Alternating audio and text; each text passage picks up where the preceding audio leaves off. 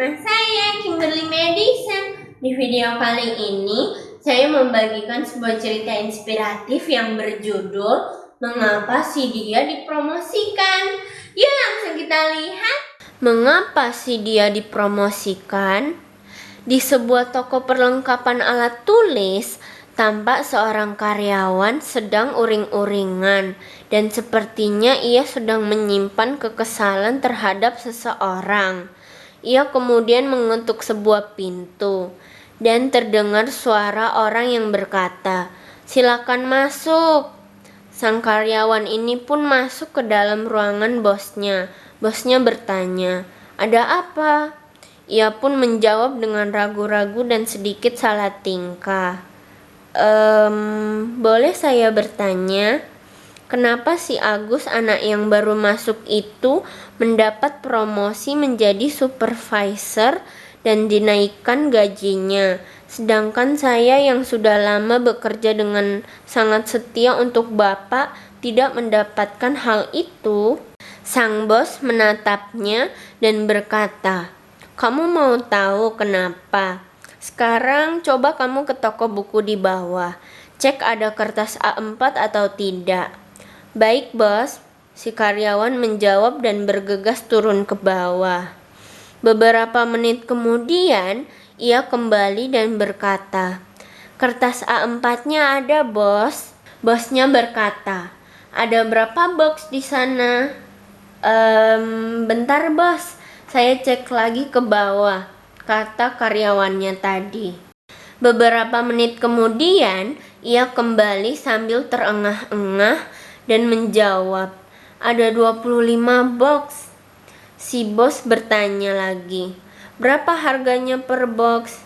Sang karyawan menjawab, Saya cek lagi ke bawah ya bos, berapa harganya?" Si bosnya menjawab, Sudah, tidak perlu. Sekarang coba kamu panggilkan si Agus menghadap saya, dan setelah itu kamu temani saya di sini."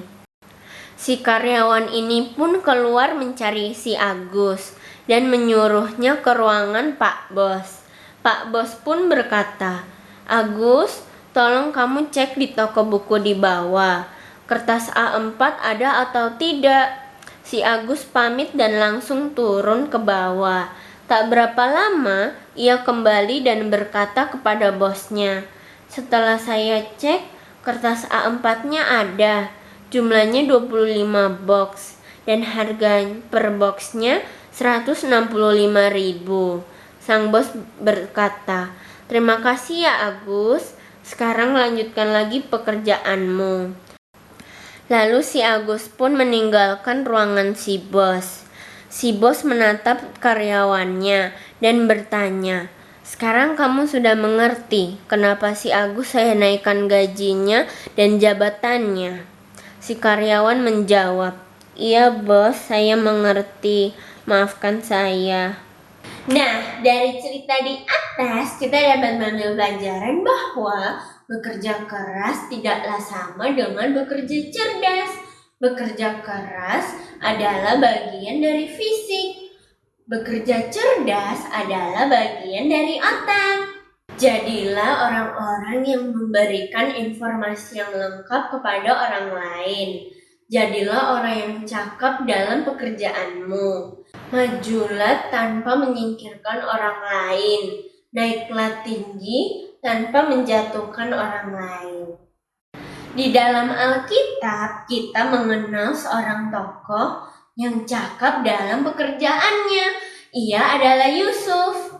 Di rumah Potifar, Yusuf bekerja sebagai tangan kanan Potifar.